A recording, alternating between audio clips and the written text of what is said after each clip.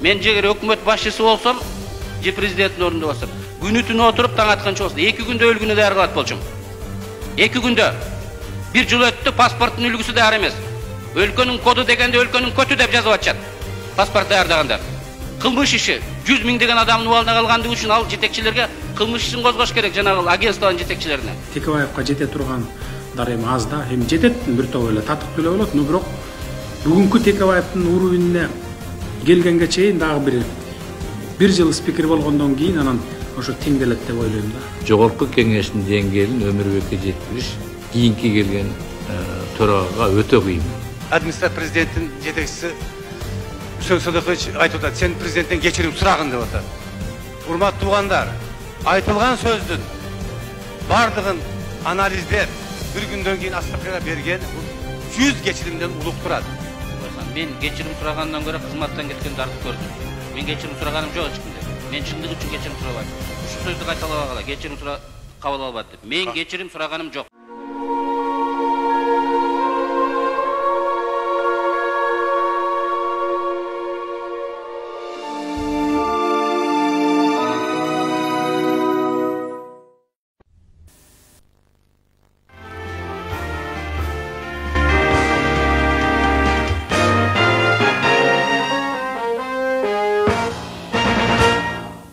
Республиканын 2006 жылга карата бюджети кабыл алынды. Эми бюджет кабыл алынбай жатат деп жүргөндөрдүн шылтоосу түгөндү. Жогорку кеңештин төрагасы Өмүрбек Текебаев төрагалык кызматтан кетүү туурасындагы арызын берди. Урматтуу жогорку кеңеш, урматтуу кесиптештер. Мени Кыргыз Республикасынын жогорку кеңешинин төрагалык кызматынан өз калым боюнча бошотуп коюшуңуздарды суранам. Кыргыз Республикасынын президенти Курманбек Бакиевдин жогорку кеңештин депутаттарына болгон кайрылуусу талкууга алынды.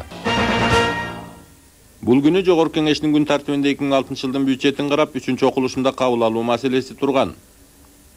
Өкмөт үйүндө коопсуздук кеңеш өлкөдөгү саясий кырдаалды талкууламак. Бирок жыйындын башында төрага Өмүрбек Текебаевдин бүгүнкү коопсуздук кеңешине катышпоого аргасыз болуп жатам деген сөзү нукту башка жакка бурду. Кондо өкмөт үйүндө коопсуздук комитетинин жыйналышы башталат. Мен жогорку кеңештин атынан барып катышышым керек. Бирок мага кече саат 8:30 кечки саат Мирослав Ниязов келип, ушу байке катары суранам, ушуга барбай эле койбойсузбу деп катуу суранды. Азыр президенттин жогорку кеңештеги толук ыйгарымдуу өкүлү Данияр Ильич келип, ушу барбай эле койбойсузбу, мен да ушул ини катары мындай жөнөкөй адам катары суранам дейт. Мен угуп туруп, урматтуу депутаттар, ушу барбай эле коеюн деп силерден уруксат сураган этем. Буга бир катар депутаттар каршы болушуп, төрага парламенттин атынан катышууга милдеттүү экенин айтып, коопсуздук кеңешинин жыйынына катышууга үндөштү. Бу жерде бир кандай адамдын же бирөөнүн жеке менчиги эмес. Бул мамлекеттик түзүлүш, мамлекет жөнүндө сөз болуп атат. Мамлекеттин улуттук коопсуздук кеңеши конституциялык орган. Атайын указ менен анын мүчөлөрү бекитилген. Сиз ошол мүчөсүз да, туурабы? Анда сиз барышыңыз керек. Сиз төрага катары катышып, жогорку кеңештин позициясын билдиришиңиз керек дейт Азымбек Бекназаров. Өткөндө Совбесте каралсын деп бир нече жолу бизде токтомалган нерселер бар. Мына ошону көтөрүш керек барып. Биз мына Совбесте каралсын муногулар дедик эле. Деп күн тартибине киргизип, парламенттин позициясын коргоп сөз сүйлөш керек. Эгерде парламент баланча суранды эле, түкүнчө суранды эле деп сыртта калып калса кандай эмне турабыз парламент бул? Эгер сизди конокко чакырса анда өзүңүз чечсеңиз болот деген ойду депутат Султан Урманаев айтты. Эгерде сизди бир конокко чыгара турган болсо, как жогорку кеңештин төрагасы эмес, как Текебаев катары, адам катары, анда өзүңүз чечишиңиз керек. Ал эми Дооронбек Садырбаев бизди баланын оюнуна аралаштырбаңыз дейт. Обязанность болгондон кийин барып отуруш керек болчу. Данияр Ильич, Мирослав Жумабековичтердин кандай тиешеси бар спикерди баргызбай коюш бара турган. Ошон үчүн бизди жаш баланын оюнчугуна аралаштырбаңыз. Оюндун да чеги болуш керек деген депутаттар болду. Президенттин өкүлүнө кайрылат элем. Бу эмне спикер палаты сиздин орун басарыңыз бу. Сиз барба, бар дегиде. Же биз жогорку кеңеш администрациянын бир отделы болуп калдык бу. Мындай бир этикалык да эме бар да. Же аны официалдуу түрдө председатель палатаны коопсуздук кеңештен чыгарыш керек. Оюнда болгондо да бир предел менен ойнойлу. Чынында эле депутаттар айткандай коопсуздук кеңешине төраганын катышуусу же катышпоосу кимдир бирөөнүн эркиндеги иш эмес. Ал мыйзам чегинде бекемделген спикердин милдети. Демек өзүнө мыйзам чегинде жүктөлгөн милдеттен Текебаев катары баш тартса болот. Ал эми спикер катары катышпай коюуга акысы жок. Ага катышпаңыз деп жөн эле адамкерчиликтин чегинде да өтүнүч кылыш чекилик. Ошентип депутаттардын жүйөлүү сунушу менен барган төрага коопсуздук кеңешиндеги өзүнүн ордун ээлеп отурду эле. Президенттик администрациянын жетекчиси Үсөн Сыдыков президенттен кечирим сурабасаңыз, коопсуздук кеңешинин жыйыны өтпөйт деген пикирин билдирип, эки адамдын ортосундагы таарынычты коопсуздук кеңешине аралаштырып жиберди. Siz эгерде бүгүнкү кеңешти сыйласаңыз, президентке келип кечиримди сурайсыз, президент менен келишесиз, андан кийин кеңешке биз катышабыз. Коопсуздук кеңешинин көп эле мүчөсү бар экен, алардын эч кимиси мыйзам бар эмеспи дегенге жараган жок. Бирок төрага карала турган маселелер боюнча парламенттин позициясы ачык экенин билдирип келе берди. Бүгүн өлкөдө кырдаалардан татар. Анан качпайбыз деп жиналыш өтпөй калса болбойт. Эл бүгүн чечимдерди күтүп атат. Чечкиндүү чечимдерди күтүп атат. Мен бул жака келердин алдында парламенттен сурадым, барбай эле коюп турганда. Үсөн эке даярданып атыптыр деп. Официалдуу сурадым. Бир ордон чыгып бардым деди. Сени тойго чакырса, барбагын. Келбе десе. Дасторконун четине отурбуса, четине отурбу. Азыр сенин ордуң бар. Сен жогорку кеңештин өкүлүсүн. Жакшы көрөбү, жаман көрөбү, эл бизди чоң иштегиле. Мен жөнөкөй граждан болсом, саламдашпай 1 километрден айланып өтө турган адамдар бар парламенттин ичинде. Мен алар менен күнүгө саламдашам. Анткени эл жаман көрсөң, жакшы көрсөң чыдап, карасалап салмактуу чечимдерди кабыл алгыла деп жөнөктөй.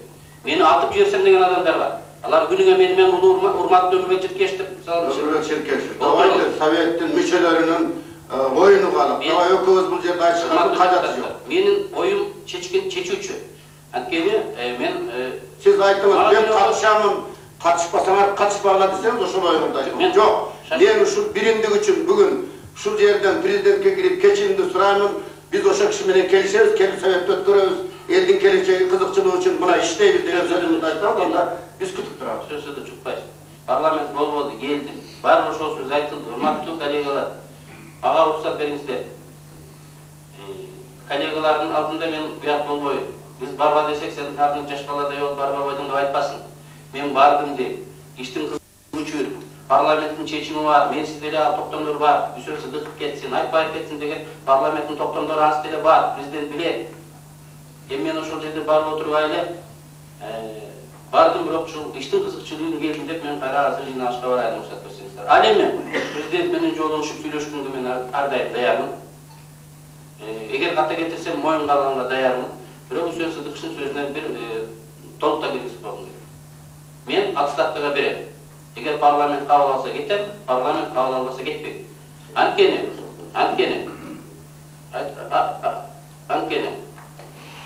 мен эртең менен кабыл алсын, мен бесповоротно кетем, телевидениени чакыргыла, өзүңүз болсуңуз, Феликс Шершенбаевич, Акиев болсун, мен отставкага берем. Парламент кабыл албаса кузов менен кетем. Мен эки гана нерсени сурайм. Мага безопасность камсыз кылып бергиле, жок дегенде жарым жыл, 1 жылда. Мына бардак басылганга чейин. Анан 4 помощник бар. Текебаевдин адамдарды алар өмүр бою кызмат ала албасын. Ошону Феликс Шершенбаев бир жерге жумушка орноштуруп койсун деди. Мени кабыл албай коюшту. Соодалашпасын деди. Сен кетпесең колуңдан эл жетелеп чыгарып коет деди Үсөн экенин кабинетинде. Мен парламентти коем, парламент бул эл. Кет десе кетем, кетпей десе калып иштейм. Урматтуу туугандар, мен жагамы жакпайм, эгер парламент мени жактырып калса, мен менен саламдашып иштеш керек. Бул кыргыз элинин ынтымагы үчүн. Биз өзүбүздүн өнөрүбүздү жагат жакпайт деген эски адаттарыбызды бул жерде көргөзбөшүбүз керек. Мен сизди сыйлап, мен азыр бул жерден чыгып кетем. Анан айтсаңыз, Промекс Алиш менен келип мен жигит катарында, мүкө катарында сүйлөшкөнгө даярмын. Рахмат. Төрага чыгып кетери менен артка эшиктен өлкөнүн президенти кирип келди. Ошентип коопсуздук кеңешинин жыйыны бийликтин бир бутагынын өкүлү жок өттү. Ошол эле кезде жогорку кеңештин жыйыны уланып, башкы прокурор менен президенттин өкүлү суранып жатып кыскача сөз сүйлөштү. Президенттин өкүлү Данияр Нарымбаевдин билдиришинче, Өмүрбек Текебаевдин 7 февралдагы президенттин дарегине айткан сын сөзүн Курманбек Бакиев кемсинтүү катары баалаган.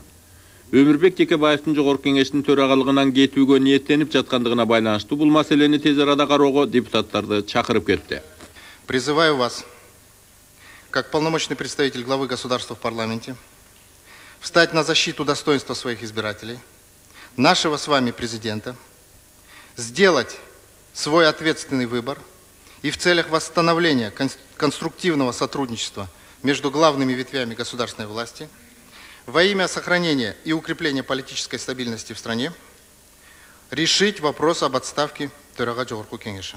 Андан кийин сөз ылаган башкы прокурор да төраганын сөзүн президенттик эмсинтүү кадырына шек келтирүү катары баалап, Кылмыш кодексинин 128-статьясына алып барып такады. Ошондуктан башкы прокуратура Курманбек Бакиевдин ар намысын коргоо үчүн сотко кайрылышы мүмкүн экенин билдирди. Ошондой эле Жогорку Кеңештин төрагасы деструктивдүү, конфронтациялык аракеттерди жасап, президент менен Жогорку Кеңештин ортосундагы мамилени начарлатты деп күнөө койду. Я обязан отметить, что деструктивная деятельность уважаемого Умурбека Черкешевича в должности төрага Жогорку Кеңеша ведет к конфронтации между Жогорку Кеңешем и президентом Кыргызской Республики, между Жогорку Кеңешем и правительством Кыргызской Республики. Это обстоятельство, согласно пункту 2 статьи 60 Конституции Кыргызской Республики, может стать основанием для досрочного распуска Жогорку Кеңеша президентом Кыргызской Республики. Муну Азимбек Бекназаров коркутуу катары баалап, башкы прокурор өз укугунан аша чаап жатат деди. Это парламент. Эзиңизден чыгарбаңыз. Эгер башкы прокурор ушинтип бизди президенттен кийин келип алып ушинтип коркута баштасаңар, эмне силерде селен направление ушундай саясат барбы против Жогорку Кеңеши? Бул пикирди колдогон Кубатбек Байболов башкы прокурордун бул сөзүндө Жогорку Кеңештин жыйынында кароо керектигин айтты.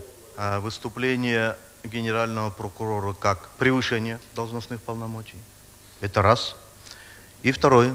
Невыполнение им своих обязанностей в части отказ от возбуждения уголовного дела, в ряде случаев незаконное прекращение уголовных дел, призыв приостановить органическим законом действия Конституции. Вот по этим позициям мы завтра должны обсудить и ваш поступок, уважаемый генеральный прокурор. Признаки явного превышения своих полномочий. Кылмыш кодексинен 128-статьяны алып салууга Өмүрбек Черкешевич катуу каршы болгон. Эми ошол статья өз башына таяк болуп тиймек болду деп Дооронбек Садырбаев бир кездеги окуяны эскерип өттү. Аскар Акаевич 128 статьяны Уголовный кодекстен алып таштагыла десе, Өмүрбек Черкешевич ушундай активдүү күрөшүп, Азимбек чынбы? Биз алып таштайлы десе болбостон сактап калды эле, келип өзүнүн башына таяк болуп тийип атат. Коңгайтиевдин колу менен. Депутаттардын айткан пикири Жогорку Кеңештин төрагасы Өмүрбек Текебаевдин сасык оюндарга аралашпаган салмактуу саясатчы. Өз позициясына бекем айткан сөзү жерде калбаган, досунун да касынын да жүйөлүү сунушуна калыс баа бере алган дасыккан ишмер экенин айгинеледи. Эгер ал төрагалыктан кетип калса, өлкөдөгү саясат кандай өңүттөнүгөрүнө кепил болчу эч ким жок. Тыныгуу убагында депутат Мелис Эшимканов акыркы саясий окуялардын тегерегинде журналисттер үчүн пресс-конференция өткөрдү.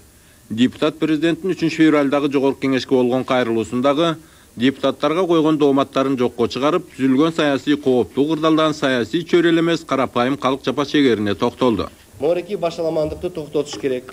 Бири-бирisi менен тирешкенди. Мына бүгүнкү коопсуздук кеңешине Текебаевди киргизбей койгону, ал отурса мен кирбейм деп койгону, Үсөн Сыдыковдун жанагы эски Ош обком партиясынан бери келаткан 80-жылдардан берки интригасы бүгүнкү жаңы Кыргызстандын ак үйүнүн 7-чи кабатына чыгып аткандыгы бул абдан жаман көрүнүш деп эсептейм. Жума күнү Жогорку Кеңештин төрагасы Өмүрбек Текебаев төрагалык кызматынан кетүү боюнча арызын палатага билдирди. Урматтуу Жогорку Кеңеш, урматтуу кесиптештер. Мени Кыргыз Республикасынын Жогорку Кеңешинин төрагалык кызматынан өз калам боюнча бошотуп коюшуңуздарды суранам. Арыздын кароону жыйындын күн тартибине киргизүү тууралуу сунушун добушка коюп, көпчүлүк депутаттардын колдоосуна ээ болгон жок. Кыргыз Республикасынын Жогорку Кеңешинин төрагасынын өз каалоосу боюнча кызматтан кетүү боюнча суроосун канааттандыруу маселесин күн тартибине киргизүүнү мен добушка коем. Добуш бериңиздер. 20 добуш менен өткөн жок. Рахмат. Урматтуу депутаттар, күн тартибиндеги маселеге өтөбүз. Палата күн тартибиндеги 3 февралдагы президенттин Жогорку Кеңешке жасаган кезексиз кайрылуусун талкуулоого киришишти. Алгач президенттин айткан сын пикирлерине Өмүрбек Текебаев жүйөлүү жоопторун берди. Оболу Жогорку Кеңештин 24 марттагы окуядан кийинки хаосту мыйзам нугуна салганга өтө чоң салым кошкондугуна токтолду. Мен азыркы Жогорку Кеңешти сактап калдым. Мен эркин болгондо көзүрмө бир сөз айтып койсом, революциялык масса Жогорку Кеңешти тейлеп кетет деген сөз болду. Урматтуу депутаттар, бизди эл шайлаган, бизди борбордук шайлоо комиссиясы мандатыбызды тааныган. Ошол кездеги тарыхый окуялар, Жогорку Кеңештин депутаттарынын туура жолду тандагандыгы, биринчи кезекте Кыргызстанда конституциялык мыйзамдуулук нормаларын калыбына келтирүү, өлкөдө өнүгүп жаткан окуяларды мыйзам чегине киргизүү боюнча биздин позициясы тарыхый туура болгондагын биздин айланабызда аң сезими бар, жоопкерчилик сезген саясий күчтөр акырында бириге баштаган. Мен ойлойм, ошолордун бири катары Куронбек Салиевич дагы бизди колдоп тарыхый туура чечимди тандап алган. Ошонун негизинен өзү айткандай, Акаевдин отставкасын кабыл алуу переворот жөнүндөгү, төңкөрүш жөнүндөгү сөздү токтотту. Ал отставканы кабыл алуу мыйзамдуу шайлоолорду дайындап, бүгүнкү президенттин абалын юридикалык жактан жыксыз кылып бекемдеди деген өз оюн айтты. Бул чоң окуяда сиздердин салымыңыздар абдан чоң. Бакиев кулуктан деми конституциялык реформа тууралуу ошол кездин чындыгын көзгө сайып көрсөт айткан төрага Жогорку Кеңештин бир жылдык ишине да токтолду. Президенттин кайрылуусунда мыйзам кабыл албай жатасыңар деген дооматтын жүйөсү жок. Анткени Жогорку Кеңеш өткөн жылда кызычууларга карабастан мурдагы жылдарга салыштырмалуу кыйла көп мыйзам, бир нечеси көп токтом кабыл алганы салыштырып санап койгон адамга эле көрүнүп турбайбы? Айрым учурларда жүйөлүү себептер менен кворум болбой калгандыгы чын, бирок кеп кворумда деле эмес. Кворум болбой калса эле Жогорку Кеңештин иши токтоп калды дегенге болбойт. Комитеттер менен комиссиялардын, депутаттык фракциялардын мыйзам долбоорлорун кароо улантыла берет. 27 марттан 1 январга чейин 2006 жылдын 208 закон карадык. Анын ичинен 63-ü ратификация. Калганы закондор. Анан закондорду ратификация эмес закондор деп бөлгөнгө болбойт. Биз бул көрсөткүч боюнча мурунку мыйзам чыгаруу жыйынынан дээрлик 2,5-3 эсе өзгөчөлүктөрдү көргөздүк, артыкчылыкты көргөздүк. Ал эми токтомдор боюнча дагы ушул бир нече эсе көп токтомду кабыл алдык. Жогорку Кеңештин бир дагы токтому конституцияга, мыйзамдарга каршы келбейт. Биз 800дөн ашык токтом кабыл алдык. Ал эми өкмөттүн, президенттин кабыл алган указдарынын канчасы конституцияга каршы келгендиги жөнүндө салыштырмалуу таблица, урматтуу депутаттар, сиздерге таратылып берилди. Биз алган закондун 19-ун президент бир айдын ичинде колгой албай койду. Азыр 70ден ашык закон президенттин кароосунда жатат. Конституция боюнча президент бир айдын ичинде карап кол коюш керек, болбосо артка кайтарыш керек. Законду аз алдыңар деген бул жалган. Биз 3 эсе көп алдык. Биз алган законду окуп үлгүрө албай, колгой албай калды деген бул президенттик кемсинтүү эмес. Бул анын жалган айткан сөздүгүн публично бул жерден ачуу. Президент уят болду деген булар уят кылышты. Жанындагылар уят кылды. Ал биздин ичибизде эмне болуп атканын билбейт. Мен мына ошону айтайын дегем. Көз көрүнө жалган айтып, ушул жерде болгон цифраларды бурамалоого сиздер канчалык күйөсүздөр? Мен өтө күйөм. Менин да кадыр баркым бар, менин да намысым бар. Эгерде өкмөт паспортту качан алабыз деген элдин талабын эч кale аткарып койсо, бул маселени Жогорку Кеңеш 2 жолу карап эмне кылат эле? Өткөн 10 айдын ичинде оңдуураак бир паспорт чыгарып, эми ушундай паспорт беребиз деп койгонго да жарашкан жок да. Биз 29 апрелде январь айында паспорт боюнча маселени көтөрдүк. Паспорт боюнча маселени баарыңыздар көтөрдүңөр. Баарыңыздар. Анткени бул элге керектүү нерсе. Мына биз 1 жыл айттык, кече өкмөттү чакырып уксак, паспорттун үлгүсү даяр эмес экен. Мен жегер өкмөт башчысы болсом, же президенттин ордунда болсом, күнү түнү отуруп таң атканча болсо, 2 күндө өлгүнү даяр кылат болчумун. 2 күндө. 1 жыл өттү, паспорттун үлгүсү даяр эмес. Өлкөнүн коду дегенде өлкөнүн көтү деп жазып атышат. Паспорт даярдагандар. Кылмыш иши 100 миң деген адамдын убалына калгандыгы үчүн ал жетекчилерге кылмыш ишин козгош керек, жанагы агентствонун жетекчилерине. Алар болсо кызматтан кеткен ордуна башка кызматтарга чоңоруп, мына депутат Исабеков айткандай, башкармачылыктарга жетекчилик болуп кетип атат. Биз ошолордун жоопкерчилигин көргөзбөсөк, ким көргөзөт? Бакиевдин депутаттарды куурчаксыңар дегени да туура эмес. Ушул сөзү үчүн ал дагы Жогорку Кеңештен кечирим суроого тийиш деген оюн айтты. Президент айтты, төрөгө баш болгон бир нече кукловоттор бар, калгандарыңар кукласыңар деди. Мен бул депутаттардын кадыр баркына кетирген чоң айыптоо кечиримсиз күнөө деп эсептейм. Мен кандай өзүмүн кызыгандуулугум үчүн туура эмес деп чоң элдин алдында кечирим сурап жоопкерчиликке даярмын десе, президент эл өкүлдөрүнө силер курчаксыңар, өз эркиңер жок, жетелемесиңер деп айткандыгы үчүн мен оюмча жок дегенде отставкага бербесе дагы туура эмес айткан экенмин деп сиздердин алдыңыздардан кийинки келгенде өзү келбесе Данияр Иличтин өзү менен кечирим сурап коюш керек. Кечирим сурабастан мойнуна алып экинчи мен муну кайталабайм деп убадасын берип коюш керек. Эгерде министрлер парламентке келбесе, депутаттар эмне анын үйүнө барып мыйзам кабыл алып береби? Өкмөттүн мүчөлөрү министрлер депутаттарды бильярд, ресторандарга чакырып маселе чечкенден көрө парламентке келип акылдашып иштешкени жакшы деп кес айткан Өмүрбек Текебаев парламент кадр саясатындагы адилетсиздиктерге кайдыгер боло албастыгын билдирди. Эмне үчүн министрлер жогорку кеңешке келет, келбегиле дейт. Күндө канча мыйзам каралса, ошончо жооптуу министр келиш керек. Күндө комитеттин канча заседаниясы болуп, ал жерде мыйзам караса, жооптуу министр келип, мыйзамын ошол жерде коргош керек. Депутаттар менен талашыш керек. Депутаттарды ынандырыш керек. Мына иштөөнүн формасы кандай болуш керек? Той-пойго чакырмай, бильярдка чакырмай, ресторанга чакырмай деген иштөө формасын биз токтотушубуз керек. Эми мына жогорку кеңеште ушул тергөө ишине кийгизип, конституциялык укукту бузуп атат. Сот болуп кеттиңер, тергөөчү болуп кеттиңер дейт. Жок. Biz УПК деген мыйзамдын сакталышын талап кылдык. Бекназаров кызматтан эмне үчүн кетти? Оор кылмышкерди камаганын ордуна чыгарып коюптур деп, өзү чыгарбаса дагы кызматтан кетти. Мына ошондой эле күнөөлөнгөн адамдарды парламент, эл, камап тур буну, качып кетпесин. Сот актайт, ак болсо деп айтканыбыз үчүн ачууланып бизде ушундай чоң сын калды. Биз туура кылдыкпы, туура кылбадыкпы, тарых тез эле көргөзүп койду. Исманкулов камалды убактылуу, сотко чейин. Анын адвокаты сотка кайрылды. Туура эмес кылып койду, депутаттар басым көргөздү деп. Президент да айтты, депутаттар ушул жерден басым көргөздү деп. Судья айтты, мыйзамдуу камалды деди. Жогорку көргөзө албайт. 10 депутаты келген экен, аларга отказ берип койдум деди. Кыска убакыт биздин, сиздердин туура экениңиздерди көргөздү. Президенттин парламенттеги өкүлүгө учурда келбей жатканын бетке кармаган Каныбек Иманалиев бизге президенттин өкүлүнүн өкүлү келип жатат деп Данияр Нарымбаевди башка соккондой кылды. Президент бизди айтып атат, кворум болбой атат, келбей атасыңар деп. Келбей аткан президенттин өкүлү 90% катышкан жок. Ошон үчүн президентке туура эмес информация берди. Биз буяка депутаттар катышпай калганда помощникти консультатты жиберген жокпуз. Бул болсо орун басарын жиберди. Бизге президенттин өкүлү эмес, президенттин өкүлүнүн өкүлү келип атат. Болору болду деди Айтор Азымбек Бекназаров да президенттин өкүлүнө Өмүрбек Текебаевдин коопсуздук кеңешине катышпай калышына байланыштуу суроо берип, айласын алты кетирди. Коопсуздук кеңешинде міне тойдун дасторкону же бир тойго барды, ошол жерде адамгерчилик карала турган нерсе, мамлекеттин коопсуздугу жөнүндө маселе каралып атат. А биз жогорку кеңеш мамлекеттик бийликтин бир бутагы, ошонун өкүлү катары барып атат. Эмне үчүн бул кошулбай, киргизбей коюп чыгарылып жүрүш керек? Эмне үчүн ушуга баа бербейсиздер өзүңүздөр? Дүйнөлүк коопчулук эмне деп бизди Кыргызстанды баалайт? Өмүрбек Черкешевдин орду бар болчу, барып ээледи. Андан ары, андан кийинки болгон сөздөр бул ошо коопсуздук кеңеш менен мүчөлөрүнүн өз ара пикир алмашы болду. Мен ошого баа бере албайм деп айтып атам. Президент менен парламенттин ортосундагы мамиле так жана конструктивдүү болушу керек эле, мен аны аткара албадым деп Данияр Нарымбаев башты жерге салып отуруп берди.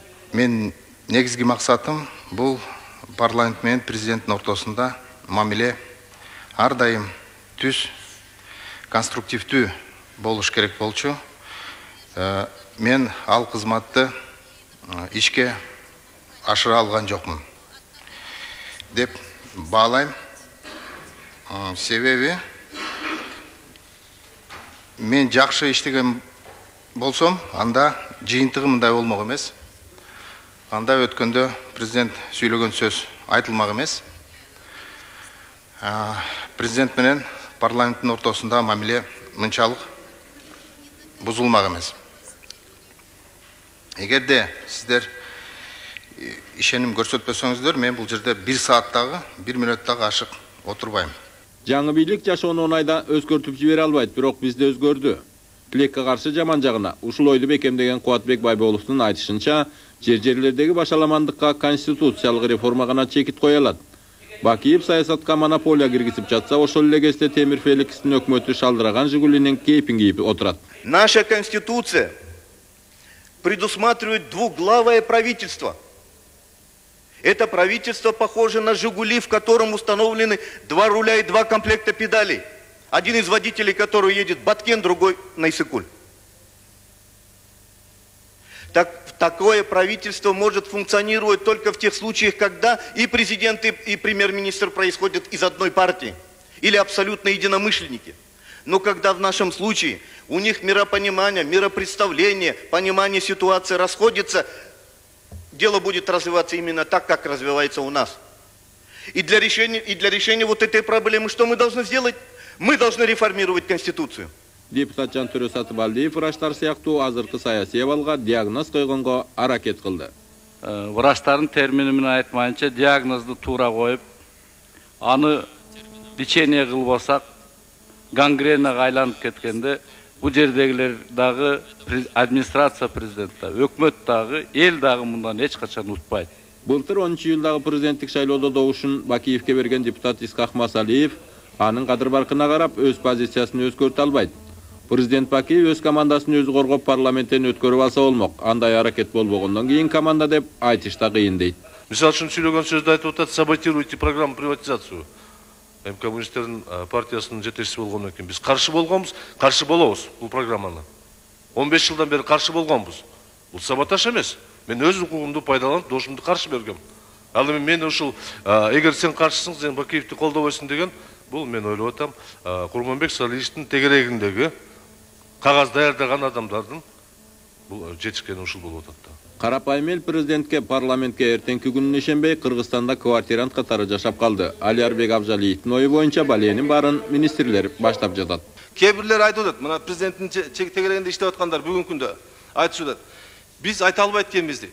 Силер депутаттар айтпайсыңарбы деп. Эгер ошондой боло турмаса анда эмне кылат? Анда ошондорду айдаш керек. Ошолордун баардыгы ошол кылгылыктын баардыгын ошолор жасап атат. Саясий иштерге азгырылбай, өзүбүздүн мыйзам чыгаруу ишибизге киришели. Мындай маселени кайсы убакта болбосун кароого жетишебиз дейт Марат Султанов. Башында жакшы иштедик, жакшы мыйзамдарды кабыл алып бердик. Республикалык бюджетти кабыл алып бердик. Социалдык фонддун бюджетин кабыл алып бердик. Андан дагы башка дагы жакшы көптөгөн мыйзамдар бар. Ошолорду карап чыгайлы дагы иштей баштайлы да. Мен оюм боюнчачы.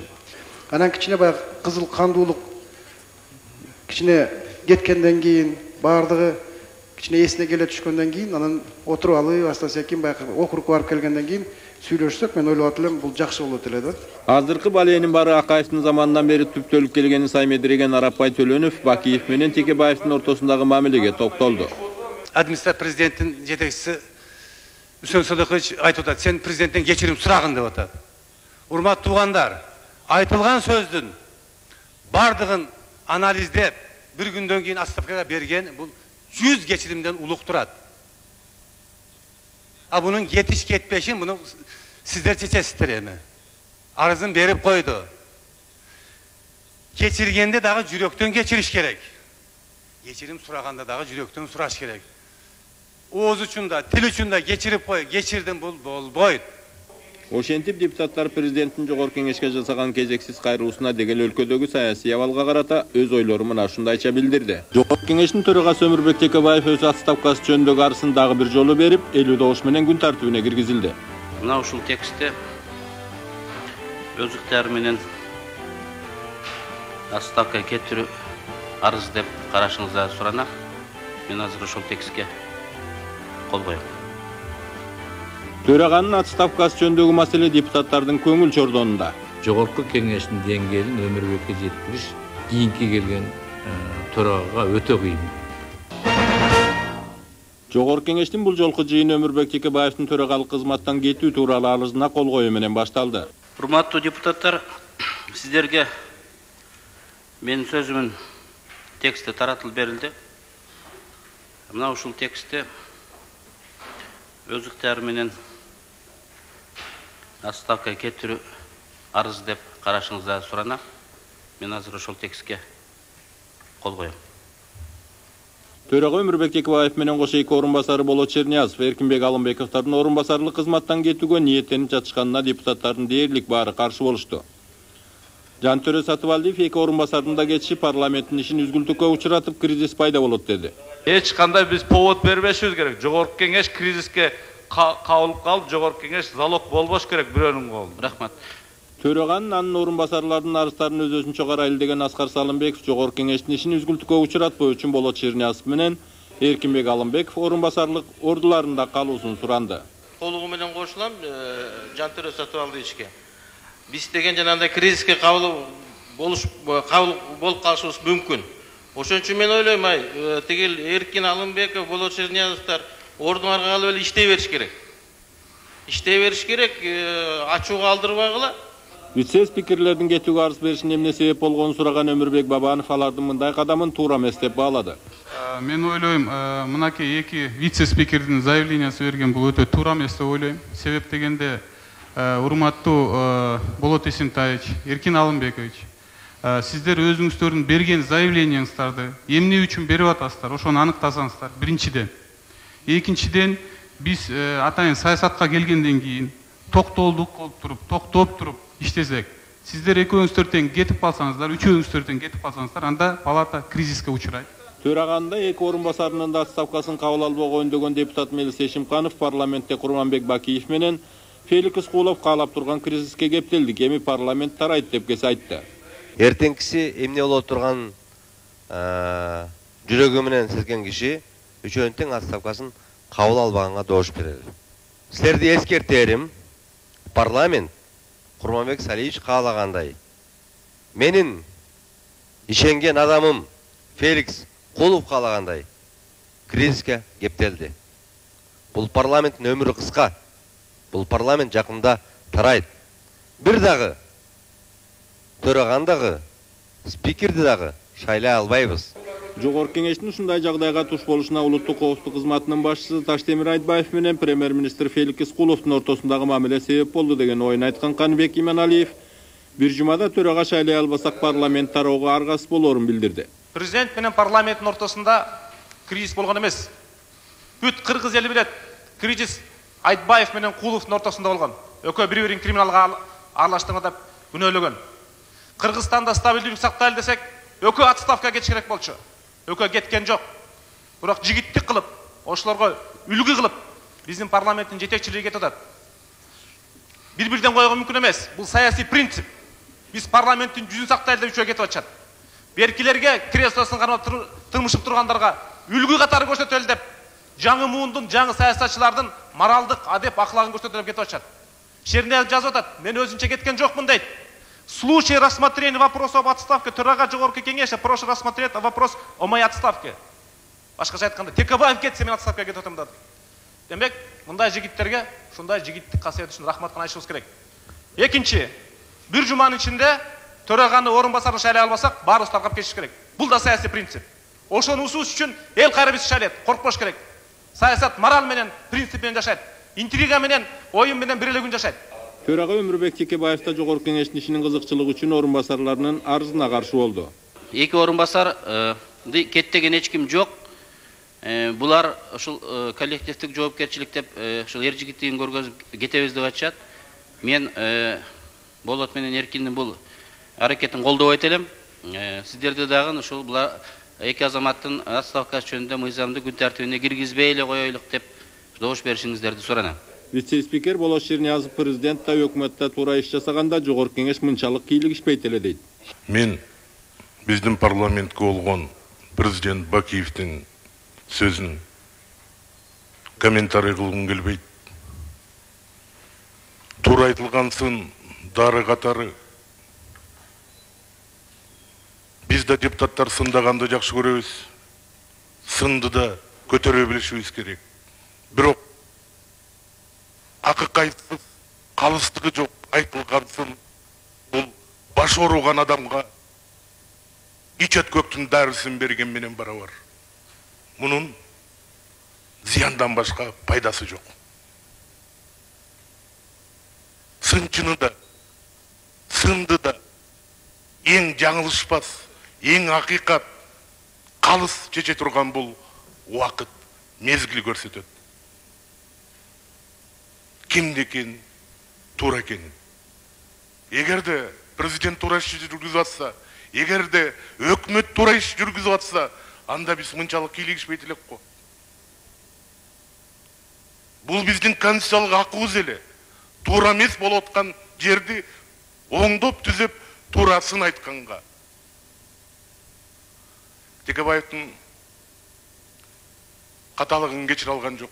Эмне үчүн? Koysan, men geçirim suragandan göre kızmattan ketken dartıp gördüm. Men geçirim suraganım жоқ ешкімден. Мен шындық үшін кечирим сурабайм. Ушул сөздү кайталап кала, кечирим кабыл албады деп. Мен кечирим сураганым жоқ. Андан соң төрага өзүнүн жана орун басарларынын отставка сураган арыздарын жыйындын күн тартибине киргизүү үчүн депутаттардын добушуна койду. Жыйынтыгында төрага Өмүрбек Текебаевдин арызы Жогорку Кеңештин күн тартибине киргизилип, орун басарларынын арызы колдоо тапкан жок. Ал эми төраганын жеке инсандык дарамети, саясатчы катары деңгээли, иш тажрыйбасы, төрагалык иш аракеттери боюнча коллегалары төмөндөгүдөй ой бөлүшүштү. Мен ачыгын айтканда, Өмүрбек Текебаев эң жогорку деңгээлдеги саясатчылардын бири, такшалган саясатчы. Мына биздин Жогорку Кеңеште 4-чү жолу депутат болуп келген эки депутатыбыз бар. Бирөө ушу Текебаев. Ар нерсенин баягы чындыгын айтыш керек. Негизи ушуга чейин 15 жыл бою иштеп келген спикерлерден эң күчтүүсү, анан эң татыктуусу, анан эң бир мындай иш алып баруучусу ушу Текебаев. Эми Текебаевдин бул чындыгын айтыш керек, бул өзү кыйын депутат да. Тем более опытный, бул 15 жылдан бери депутат болуп келген, мурунку союздарда вице-спикер болуп келген. Мунун опыту өтө зор. Мындай опыттуу эми биздин парламентте деле эми чын-чынына келгенде башка коллегаларым деле таарынбайт болуш керек. Текебаевка жете тургандар эми аз да. Эми жетет бир топ эле татыктуу эле болот, но бирок бүгүнкү Текебаевдин уровенине келгенге чейин дагы бир жыл спикер болгондон кийин анан ошо теңделет деп ойлойм да. Төрага катары Өмүрбек Текебаев эми жаман иштеген жок. Мен ойлоп турам ушул бүгүнкү күндө Жогорку Кеңештин аброюнун негизги өйдө болуп турганы бул Өмүрбек Текебаевдин бирден бир заслугасы болсо керек. Өмүрбек Текебаевди ар ким ар кандай деп айтышы мүмкүн, бирок Жогорку Кеңештин деңгээлин Өмүрбекке жеткириш кийинки келген төрагага өтө кыйын болот. Ким гана болбосун, себеби Өмүрбектин 15 жылдык парламенттик тажрыйбасын, 1 жылдык мына өтө кырдаал курчуп турганда саясий көрөгөчтүк кылып жол таап кеткендей кылып алып баруу кийинки келген жетекчиге өтө эле оор болот. Текебаев Өмүрбек Текебаевдин төрөгө катары ролу бир эң башкы чечүүлөрдүн бири болду деп эсептейм да. Себеби дегенде бул парламенттар катары, депутат катары опыты чоң, тажрыйбасы чоң инсан катары. Экинчиде мына саясий жетилген мына көз карашы менен, билим менен ушул парламентти мындай стабилдүү кармап, эффективдүү багытка багыттап, анан ушунчалык эффективдүү иштешине жетекчинин ролу аябай чоң экен. Ошол ролду Текебаев 5 деген бага аткарды деп айтсам болот да. Төрөгө катары албетте Өмүрбек чоң саясатчылардын бири да. Элдин баарына белгилүү саясатчы, тажрыйбалуу саясатчы. Албетте бизде эгерде Өмүрбекке окшогон жигиттер 1000 деп саналып атса, 100 000 деп саналып атса, анда мен башка кеп саналуу гана болуп атпайбы ушундай жигиттер. Ошондуктан менин оюмча мындай бир аярылуураак, кылдатыраак мамиле болуш. Айтор эмнеси болсо да бири-бирибизге мындай кылдатыраак мамиле жасаганды үйрөнүшүбүз керек да кыргыздар. Эгерде Жогорку Кеңеш төраганын өтүнүчүн канааттандырып төрага кете турган болсо, Жогорку Кеңеште кризистик кырдаал пайда болот дагы, Жогорку Кеңеш таркап кетиши ыктымал деген түкшүмөлдөгөн кеп чыга баштады. Депутаттар кайра чыйралып иштейби же төрага шайлай албай бөлүнүп жарылып, бир пикирге келе албай жатып таркап кетишеби? Анткени канча талапкер болсо депутаттар ошончого бөлүнүп, ошончо ажырым пикир жаралары белгилүү. Мындай учурда тааныш билиш, достамыр, жердештилик деген сароорлор да кошулуп кетет эмеспи? Бул Текебаев кетсе бүттү, парламент иши бүттү дегенге мен каршымын. Бул деген парламенттин жумушунда боло турган иштер. Мына Аскар Акаевдин дагы убагында 5-6 жолу өкмөттү кетирген. Кайра бир премьер-министр келди, ошол министрлердин жарымы иштеп атты. Биз парламентте дагы 4 жыл ушу Текебаев менен иштейбиз. Бул депутаттык укугу бар, депутат бойдон кала берет. Мен дагы оюм ушу азыр 7-8 киши аттары чыгып атат. Спикер болом деген ойлору бар экен. Мени да айтып атса сен барасыңбы деп, мен азыр баргандай оюмда жок. Анан эң негизгиси азыр бардык бийлик биригип туруп, шымаланып туруп элге иштечү маал келди. Эми кризиске деле алып келбейт, себеп дегенде баягы мурдагы 24 мартта революция болгондон кийин баягы түндүк түштүк маселеси болуп, ошол кезде кичине мындай бөлүнө түшкөн да башында парламент. Себеби дегенде ошо революциянын өзүнүн мындай бир балнасы дагы бар эле ал кезде. Андан бери 1 жыл өттү. Мына ушу 1 жылдын ичинде жогорку кеңеш мындайча айтканда жуурулушуп, бири-бири менен баягы бир туугандай болуп калган да, бири-бири менен. Эми арасында сөзсүз болот, баягы 5 кол тең эмес, бири-бири менен пикир келишпескен адамдар дагы бар эле да. Бүгүнкү күндө бирок ошо толук баягы ынтымакташып бир үй бүлөдөй болуп калышты. Ошондуктан түндүк түштүк деген маселе бүгүн парламентте жок да бул. Ал кээ бирөө баягы өзүнүн кызыкчылыгы үчүн түндүк түштүк маселесин көтөрүп ийиши мүмкүн. Бирок аган көпчүлүк депутаттар кошулбайт да. Ошондуктан кризис болбойт болуш керек деп ойлойм да. Эгерде мен деген депутаттар кайрадан акыл калчап ушул Өмүрбек Черкешевичти калтырып эле коелу деп бир чечим кабыл алса эң жакшы вариант. Бирок андай болбой калса Өмүрбек Черкешев ушуга да макул болуп өз арызы менен кызоттун негизинде кетип калса ал кишинин өз эрки. Анда дагы баары биригип алып туруп бир эле кандидатураны чыгарса, анда иш алдыга жылып кетүүгө мүмкүн да. Бирок мен көрүп турам, андай вариантка барбайт жогорку кеңеш. Мен дегендер ушу чуркап улам бир кабинетке кирип мага добуш берип, кандай дейсиң дегендер көп болот. Ошого караганда биздин оюнубуз дагы бир топко уланчыдай да. Ушунун бизге кереги барбы? Мен ойлойм, бул эми жеке менин пикирим, кээ бир саясатчылар ойлоп калышы мүмкүн, себеби ушул саясат жогорку кеңештин ичинде жүрүп өзүн өзү мактап атат. 2005 жылкы жогорку кеңештин кылган иши кырдаалга байланыштуу мен туура деп ойлойм. Анын жогорку кеңештин төрагасы жүргүзгөн саясаты туура болчу. Антпесек биз кырдаалдан чыгып кетиш кыйын болчу да. Мен кемчиликтер бар, аны моюнга алыш керек, бирок негизинен кылган иштерин мен толук колдойм.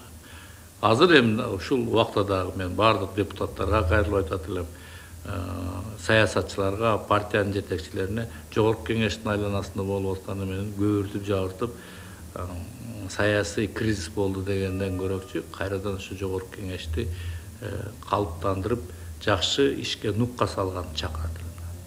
Ар кандай фракциялар бар бизде, мисалы үчүн депутаттык группалар бар. Ар кандай экономикалык, саясий багыттар бар. Ошолордун баарын кириштирип сүйлөшүү аркылуу эгерде биз жакшылап иштесек, мүмкүн биз биринчи же экинчи этапта төрөганы шайлап алышыбыз мүмкүн. Эгерде ошол жерден көз карашыбыз келишпесе, бириге албай калсак, мүмкүн бул процесс уланып кетиши мүмкүн.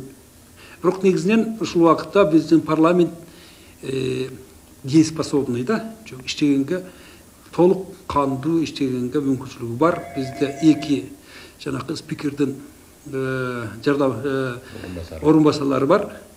Биздин регламенттин негизинде булар парламентти токтотпой, ишти токтотпой, жумуш жүрө берет. Төрөганы шайлоо бул регламенттин негизинде, процедуранын негизинде ишти жүргүзүп, баары бир төрөганы шайлоо алабыз деп ойлойм. Эртелүү кеч бул анча деле көп тескери таасири тийбейт деп эсептейм. Болушу мүмкүн. Себеби кризис болот деп атышат. Себеби жогорку кеңеште мына ушул убакка чейин бир экиле жолу болбосо деги эле бир шайлоо жок да. Нат эле шайлоо да.